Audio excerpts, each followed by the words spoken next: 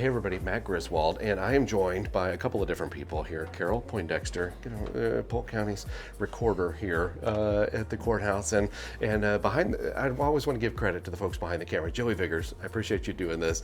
We're about to have a cool experience that not a lot of people get to do really anymore, and some people are terrified to do it. But either way, we're going to go to the top, to the clock tower of the courthouse. We're going to go to the clock tower of the courthouse, and it's kind of a journey along the way. And you might see why some people don't want to make the trip, but man, it's really cool. Do you need to tell them anything ahead of time? No, do you need to prepare them at all? No. How excited are you to do this? Oh, so excited. So excited. Yeah. I love it. Carol's awesome. Yeah. She's a great tour guide, and she's gonna make some magic. So we're on the third floor of the courthouse. We're gonna go through this door, and this is where really the kind of journey starts. And one of the things that I'm gonna point out on the staircase, one, is it's basically vertical, straight up, and two, people have come through here and signed their names for years and years and years and decades and decades and decades. In fact, I think the oldest name that I saw, did we already flip the light on? Oldest name I saw, I think, was from like 1921, something like that. It's right on the walls up here. So Joey will do a good job. We'll kind of see some of those names as we go, but we'll take the stairs. Look at this. That says October 2nd, 1918. That's before I was born. Carol too? I think it's before me also. Okay. Yeah. Okay.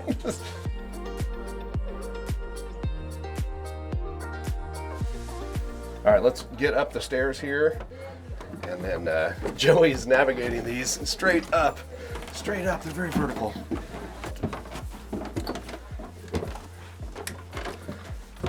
All right, so we get up here to this room. Hi.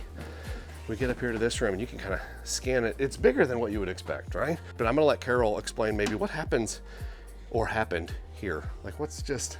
Well, for years, anything we didn't need downstairs, and we don't have a lot of space, got brought up here. So you'll find some interesting old records. What needs to be done is we all need to come up here as a group, go through this, and decide what needs to be saved and what doesn't. Yeah. Where do these doors come from? Because I'm like, look at these old. Those are old doors. Those are doors that have been taken off offices.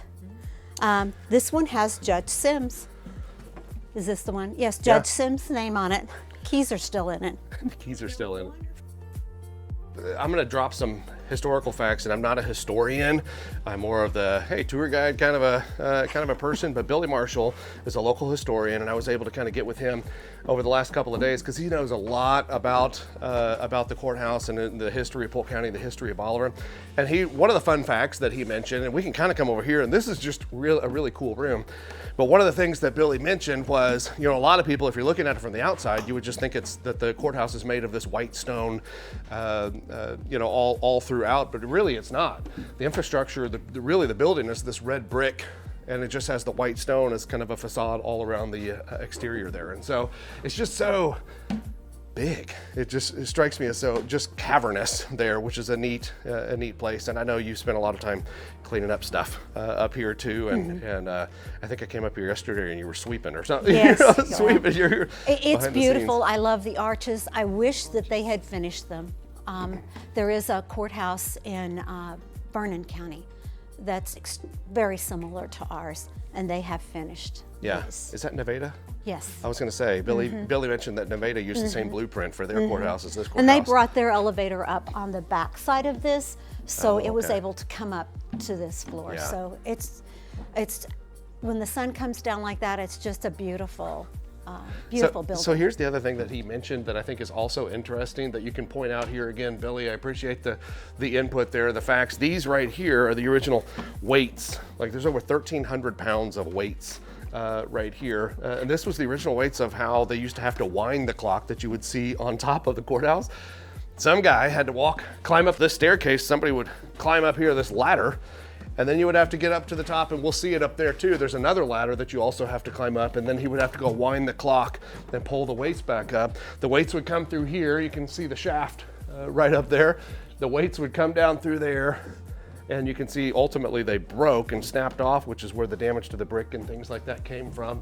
I asked Billy at the time, I said, well, is that whenever they decided to go electric with the clock? And he said, nope, not at that time. They actually redid the weights and they restrung them, put a new pulley in and things like that, but over 1,300 pounds of weights to be able to run the clock. His best estimation was that they would have to wind the clock once a week. Once a week, somebody would have to come up there and wind the clock. So, I don't know, just neat.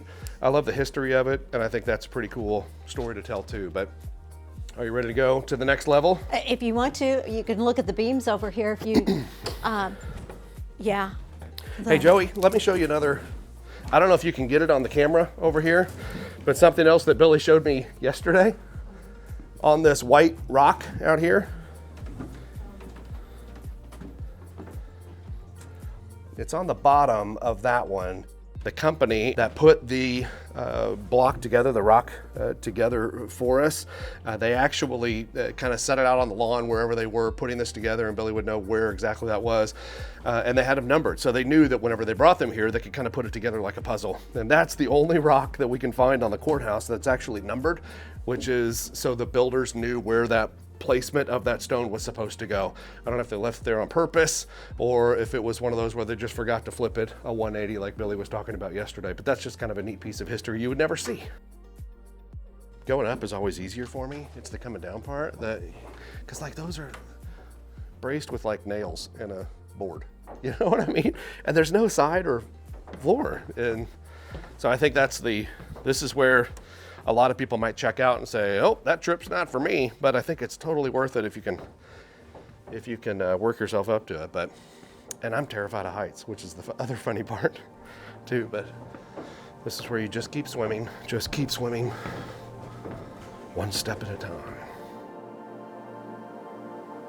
This is the bell tower.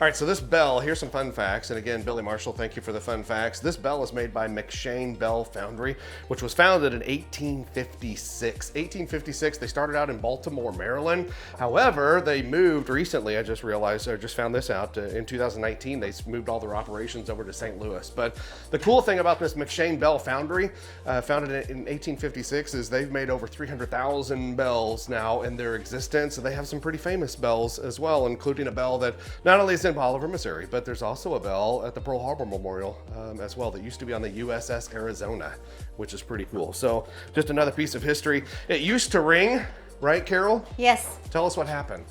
Every hour on the hour. I don't know what happened to it, but if you'd like to hear it, Matt, go right ahead. You want to hear the bell? All right, you ready?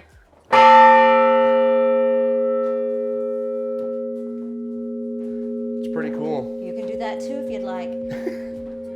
It takes a little bit of oomph, but you can do it. What else is neat is they've added this microphone, which for me, as a speaker, this is something that I really would like to take advantage of. Now, where did it go? There used to be speakers on each side of the courthouse, and at election time, they would broadcast the election results live. And I think it was Kerry Douglas. Wouldn't that be awesome? Yeah. Like, I just wanted to gather around. Everybody, gather around, everybody. It was terrifying. My first year of running of office, that was still, in 2003, it was still working. Now, something else that I learned too is this used to be open, so you could hear the bell, but whenever they enclosed it with the windows, it was harder to hear the bell, which is why they put the microphone there so they could hear the bell there too. But it's just some fun facts, and again, a lot of history. We can give him a shout out. There's Billy Marshall right there, 2022, local historian, gave us a lot of information there too.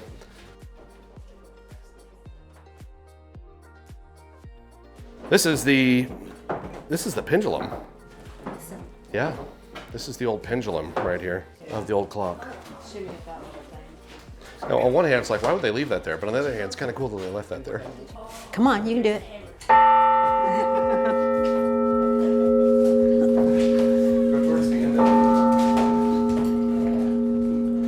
Good sound, good sound. We're not done yet. We go up another floor.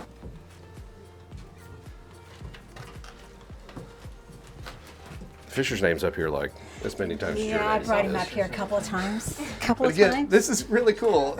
I don't know, to me, I love the history of it. Like 1932, you know, 1939. If they signed up here, it's this part of the has never changed. But you know, they have painted some down below, but this part is still the same. Yeah, this is fantastic. All right, so now we're up in the clock tower part. This is the clock face from behind the scenes. The cool thing is the gears that you can see here. The clock, before I maybe tell you a little bit more about this, I also wanted to mention, it'll be hard for us to see, but it's electric now. And this is here's the machine running the clock from the inside. It's all electric, and so nobody has to shimmy up the stairs and wind the clock anymore. But the outside of the clock has a little light bulb. I think a fun fact of the light bulb is when they initially put this on, and again, the bell was there in 1907, right around then, and I'll tell you a story about that here in just a moment. But it was reported that you could be as far away as Greenfield and see the light on the clock face there, which sounds unbelievable these days because of all the lights. How can you possibly see a light that far? But at the time, you know, the light saturation was nowhere near what it is now. And so just kind of an interesting tidbit there. The bell was not able to be brought up the stairs, as you might imagine. And so they actually used mules to be able to hoist it like as if a pulley to be able to bring the bell inside of the bell tower too. So that was just another interesting fact. Here we have the signatures on the walls and the dates, and you'll see everything just glancing at it from 93, 2018 to 1937, 38, 39. Just kind of neat.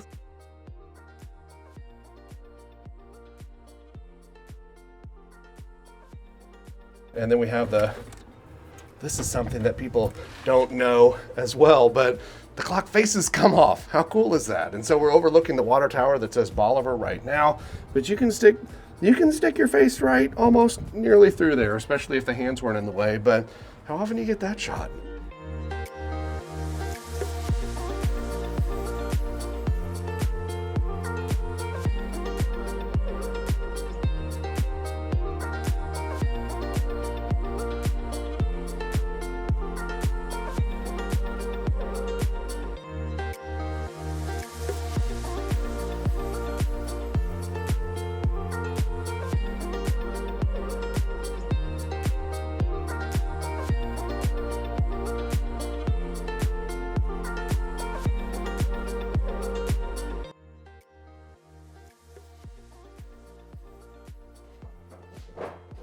The history of the place is fantastic, and I think it's just really cool to be able to grab the history for the people, because I think I've talked to an equal number of people that think it would be awesome to come up here and that are terrified and say they will never come up there. Yes. But they would love the experience of being able to see it, and I think that's why I really wanted to do it. You have to be in good health to make it up those stairs. Yeah, yeah.